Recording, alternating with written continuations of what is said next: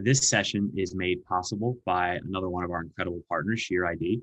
SheerID's identity marketing platform, it helps create red carpet shopping experiences by delivering gated and personalized offers that reward students, teachers, the military, and other consumer tribes.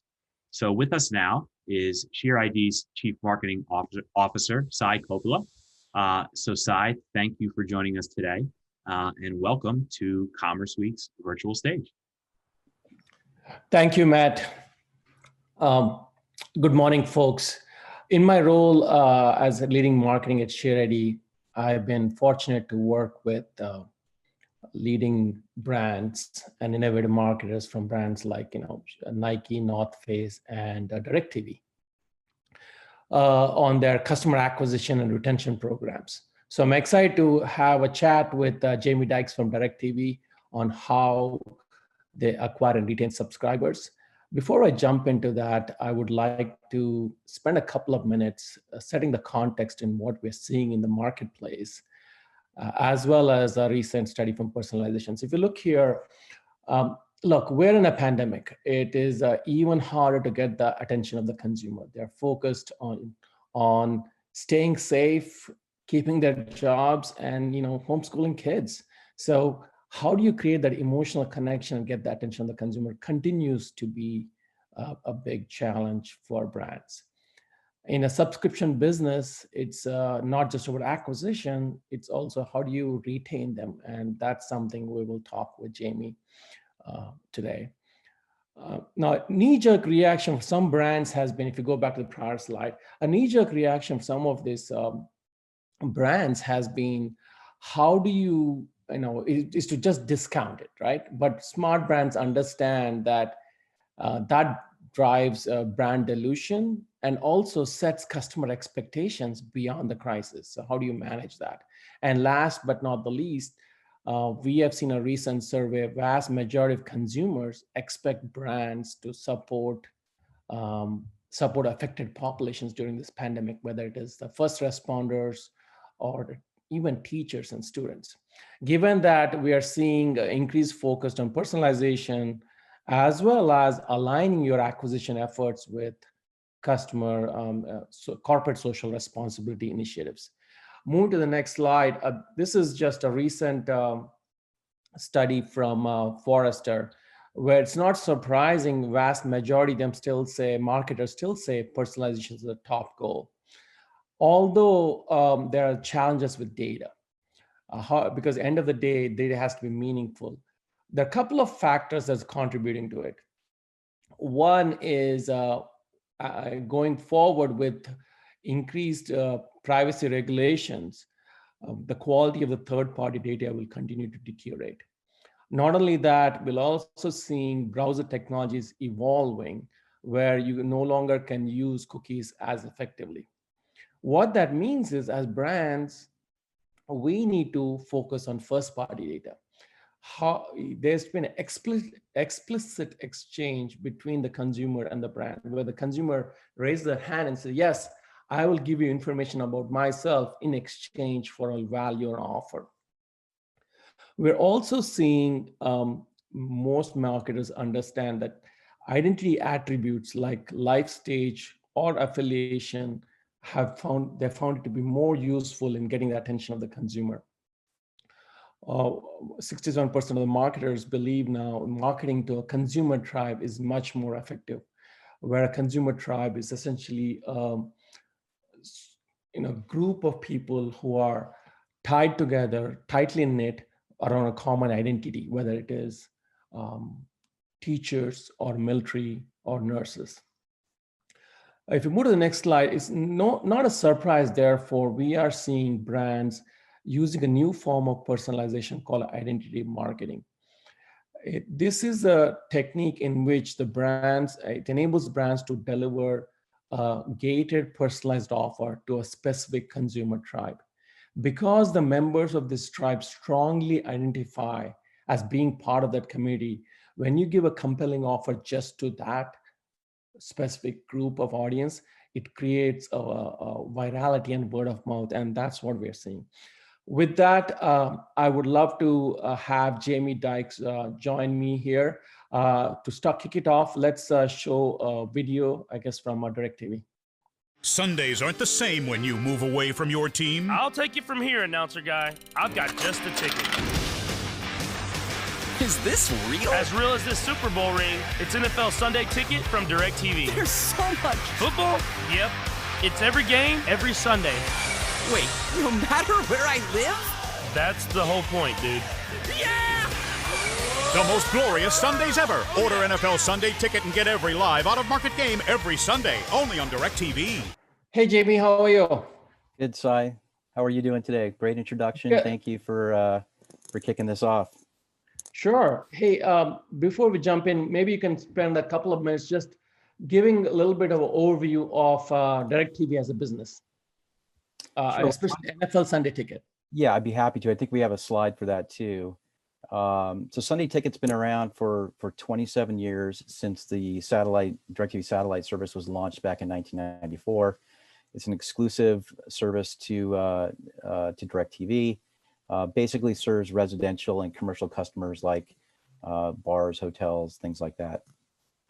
We also launched an OTT version called NFL Sunday Ticket.tv about 7 years ago. It's a much more limited audience. Essentially, we, with our rights agreement with the NFL, are allowed to sell that product to customers that cannot get satellite, as well as college students. So the premise of the product is pretty simple. On Sunday, we're going to deliver every NFL game except for the game on Sunday night. So roughly over the season, there's 256 games. We deliver 200 of those out of market, so that if in your local market, you would still get your CBS and Fox games. But if you're a Cowboys fan living in Tampa, here's a way for you to watch the Cowboys. So that's the premise of the product. Now, the pandemic has been a turning point for many brands, including sports. So how has NFL Sunday Ticket, traditionally approached customer acquisition, and how has COVID changed that? Well, let me focus on the .tv side. It's probably a little bit easier, more in line with what the premise of the discussion here is. I think we have a slide here for this as well. So normally, if you look at the left-hand side, a typical NFL season, we start the marketing calculus right after the Super Bowl. Who's going to be our NFL spokesman? When are we going to start to shoot our commercials, which typically are in May or June? We have to start auto renewing or customers that are already on the service, make sure they're in line and ready to go for the following season. And then we launch everything, the consumer facing marketing in typically early August to coincide with the NFL preseason and get sort of a halo effect going on. And then specifically around the college audience, we're doing stuff on campus. We've got street teams running around. We're doing door hangers in dorms. We work with the bookstores, the fitness centers to insert Sunday Ticket information as they're picking up their textbooks. Well, all of that, of course, went out the window this year, and we pretty much had a good inkling in late April, early May that what we normally do from an advertising perspective was just not going to work. One, from a safety perspective, we couldn't have a studio with 15 or 20 production folks, camera folks, sound, etc., plus bringing in these athletes that had their health at risk as well. So we pivoted to an animated approach this year, which is what you saw in that video. And just to give you a sense of what that meant, when we did our Patrick Mahomes and Dak Prescott spots, we sent one person to their home. We literally produced the spot through Zoom. So we would tell Patrick, he had the lines in front of him, but say the line, okay, say the line again, say the line again, with one guy recording it. I mean, it was very down and dirty, very simple, because that's what we had to do. And then we did the animation and sort of married that stuff up. And so you find in these types of scenarios, you got to adapt. You don't really have much of a choice. And then in terms of the marketing itself, you had a couple things going on. Was there going to be a season? Was there a confidence level with the consumer that there would be?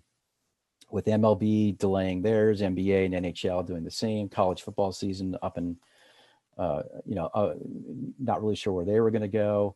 So we had to communicate to our existing customers that, yes, there's going to be a season. We're going to bill you. If anything changes, we'll obviously take care of all of that at the end of the year. And then from a new acquisition perspective, it was, pivoting, quite frankly, to an all digital model for the most part, because we didn't really have much of a choice. Too many campuses were shut down. Now, as you move to from acquisition perspective, all digital, how did identity marketing programs fit into the mix?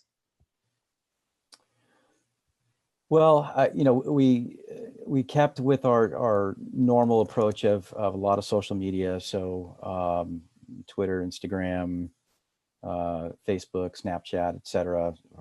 Those we've done in the past, but we moved more of our chips, our budget into that area. We heavied up more on podcasts this year than we have in the past. We found a lot of good return from that perspective. We still do, emails, obviously SEO and other ways to target customers with display ads and things like that. It was just really getting away from most of the in-person, what I'll call analog approach. Those had to be put on the back burner, with the one exception on the bookstores. Again, you start to adapt. It became a logistics question. So instead of doing inserts in textbooks where students went to the bookstore to pick up their books, now we worked with Barnes and Noble and the book suppliers to deliver the inserts directly to the supplier. They would put them in the books and everything else, and then when they ship them to the students, they still happen. But again, you're on the fly. You gotta change and adapt as quickly as you can. Given the focus was on students, how do you ensure these offers were redeemed only by students? Well, that's where you guys come in. So, SheerID has been a great partner of ours. I think we've got a quick slide here to sort of show how it works. And just to set the mechanics of this, Sunday Ticket, we have two flavors of it. We have what's called a basic version and a max version. The max version includes NFL Red Zone as well as a Fantasy Zone channel, and it's $400 a year. The student price is only $99. So we are, you mentioned earlier about gating these special identity offers. This hits that target, and we have to make sure that the right customer is getting the right offer. And so when you go to NFL, Sunday Ticket .tv on the website, there's essentially sort of two different paths here. If you're a student, you would click on the student eligibility path. You put in the name of the school, first and last name, and the birth date. That API goes back to SheerID, and within seconds, it will tell you whether you're eligible or not. And this is not something where it's like, do I have a .edu address and I get in? It's much more sophisticated of checking with the bursar's office to make sure that student is actually enrolled, is active, is taking credits. It could be a graduate student, could be an undergraduate, but the point is, medical school, et cetera. But the point is, they are a legitimate student. And at that point, they're on their way and they get the offer. If they don't get the offer or they're not eligible, they go into another bucket of eligibility, which is more of the full priced approach.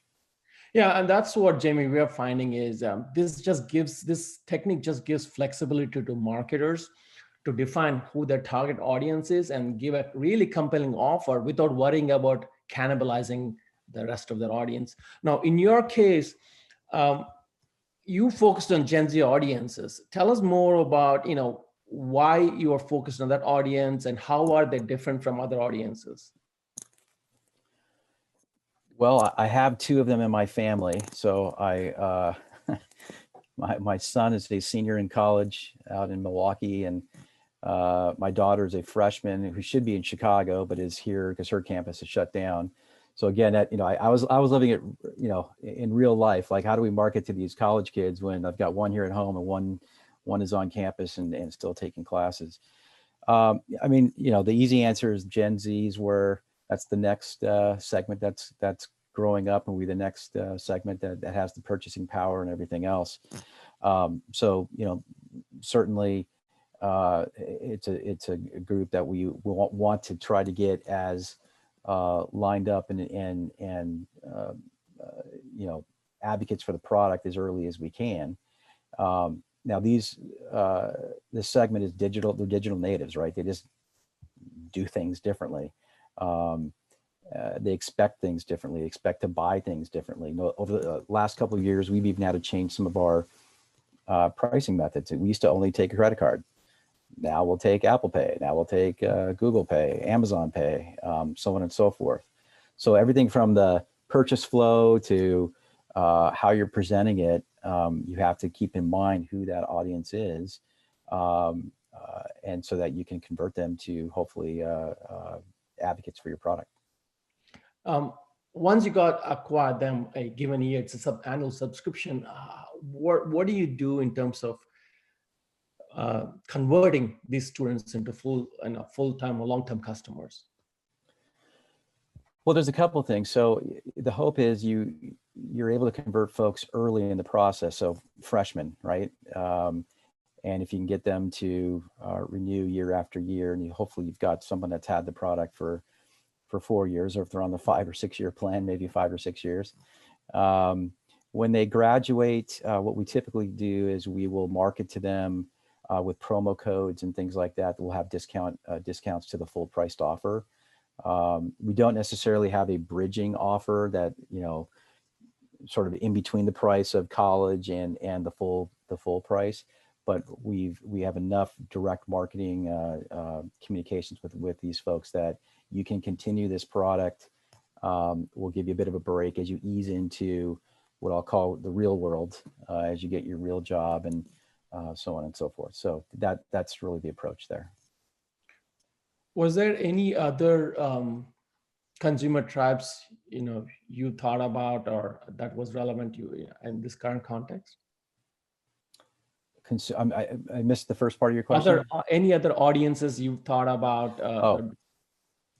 Yeah, we've dabbled in a couple of different things, military being one, and that's something that we, keep in mind the NFL is our partner in this, so it's a little bit more complicated than maybe other services. So, but there are some things that we're looking at, and we'll continue to look at and see if it makes sense to go down that path. Make sure we feel confident that it can be executed properly, and we're delivering on the promise that we would make. So, just in the interest of time, I think we're running out of time here. Wrapping up, what kind of advice would you give to marketers who are looking to execute on similar innovative programs where they're able to, once you define a target audience, figure out what kind of a consumer tribe or socially tightly knit group they can target with a compelling offer? So in terms of what was your approach when you just kicked it off, what kind of advice can you give to other marketers and other brands? Well, I think the main one would be if you have the resources, and obviously every company, every firm is different, but if you have the resources and the budget, seek out the experts. When we decided a number of years ago to do a college offer, we could have done it internally, and we could have said, yeah, if you have a .edu address or something like that, and kind of done it on the I don't want to say on the cheap, but do it on the less sophisticated approach. And I think we learned fairly quickly that's not the way we wanted to go. So we sought out the services of the experts and ultimately landed with someone like SheerID. There are reasons why there are firms out there that excel in various things that maybe you don't, because you don't have the resources or the budget or enough personnel to do it. And I would say, instead of necessarily taking that all on yourself, make the business case. I think if you do the business case right, the ROI will pay out for going down the path of using that expert knowledge from the outside. Awesome, gentlemen. Thank you very much. We've got a couple of questions from the audience I'd love to get to in the few moments we have left. So, Jamie, obviously you guys were probably throwing a lot at the wall this year. I would imagine a lot of testing, right? And you mentioned some of the different channels that you used. Were there any channels or tactics that specifically surprised you or maybe outpaced your expectations when it came to students? I mentioned briefly the podcast. And again, our product is a little bit, different in sense that we only get one chance at this, right? So the season happens, and our sales have to happen in August and September. We don't get a do-over. I mean, it's why my November goatee is getting grayer and grayer by the second. But that's the deal. So, to use an analogy, we sort of throw in 20% of our chips in early August, but all the rest are all in by late August, and it's either going to work or it's not. But the podcast, I think, did well. The advantage you get with the podcast, or uniqueness you get, is instead of just doing your typical display messages or search terms or some of the other things, sometimes the host of a podcast can, he or she can really run with it, right? And weave in their own story. Yeah, I saw the game yesterday and I would have had it without Sunday Ticket. And oh my gosh, did you see this and this and this? And they become sort of, your little 10-second read now became a 2-minute commercial. And because of the customers having an allegiance to that host, it gives it more, more certainty or a sort of the good housekeeping seal of approval. The other thing that we also did really quick, we created a website called SundayReady.com.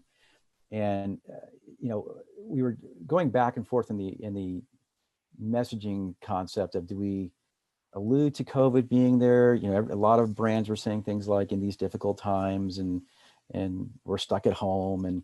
And we thought about that. We were definitely halfway there to doing that. And then we decided, no, we're going to try to do some sense of normalcy, but we're not going to totally ignore it either. So on that website, we did some animations and also did some audio with Mahomes and Prescott and Jimmy Garoppolo and those folks. And the idea was, whether you're home for schooling or whether you're away, it was a way for you to click on this animation, send a nagging animated or an email to mom and dad, hey, I really need this thing. It's only $99. Can you spot me, kind of thing, or send it to aunt and uncle or whatever else. And it was a bit of a, little bit of a hustle. We were trying to put that ammunition in the students' hands to help them sort of push that out and get it paid for by somebody else. Very cool. Now, as you start to look ahead to 2021, I mean, how do you guys start to plan for next year's campaigns? What's that timetable look like? Obviously, how much does the pandemic enter into that planning equation? What can you tell us about that? Yeah, I think a lot of folks saw the news this morning around some of the pharmas saying a vaccine could be coming out. Fingers crossed if that's the case. Are we back to a bit of a more normalcy in the fall when specifically college students are back on campus? We'll have to figure that piece out in terms of that kind of marketing. But normally, right after the Super Bowl, we're in it. I mean, we're figuring out who the right spokespeople are going to be, going through that talent process and discussion. Typically by April, we've got our April, May, we've got our creative sets down. We know where we want to go. And so we're halfway through the season right now. We're still selling this product. Our prices drop as the season goes because you have less games, of course. So we want to finish out this year strong, and then we'll get right back onto it in end of February. So I'd love to give you the last word here in terms of whether it's working with the folks at Sunday Ticket or elsewhere, tactics or strategies that maybe have surprised you or you've seen work well throughout the pandemic that you could share with the brands and agencies in our audience today. What one thing we've seen may not be relevant to the NFL Sunday Ticket as much is we've seen brands actually do exclusive offer just for frontline workers like medical workers, and they've seen significant success. In the past, they might have just done just a corporate social responsibility initiative, like, hey, I'll give $1 million towards COVID crisis, something like that. But they're pairing that with an offer just for the audience, and they're seeing tremendous success with that. And think of the audience, right? If you're talking about medical workers, you're talking about 15 million people who are average income of $100,000. So the disposable income there. So that's one thing. But in general, what we are seeing is when you create a compelling offer for your target audience, who are the target audiences, but messaged in the identity how the consumer looks at themselves. If I'm a teacher, one of the research we've seen, as a teacher, you see yourself teacher first, then a parent. So when you're creating an offer and using that as an identity, we're seeing much better conversion rates. That's terrific. So I know we did show the key takeaway slide briefly, but if we could put that up one more time, gentlemen, feel free to chime in with any additional thoughts. Our audience did want to see it one more time. That's another thing we're seeing is especially subscription companies. When you get a Gen Z audience and give them a compelling offer and build that relationship early on, we're seeing a significant uptick of conversion from, especially other brands we've seen, from a student pricing to full pricing, because they are now used to the product, they love the product or the service, and in many cases they've customized that service. And when they graduate, they subscribe to full price. I'd agree with that. Terrific. Well, again, I'm a big fan of Sunday Ticket, although I'm glad it wasn't around when I was in college, because Sunday was my day to catch up on my work. But thank you so much for being here, Jamie and Sai, and of course the SheerID for being a terrific partner on today's event. We really, really appreciate having you guys. Thanks for having us. Thank you, Jamie. Bye-bye. Thanks, Sai.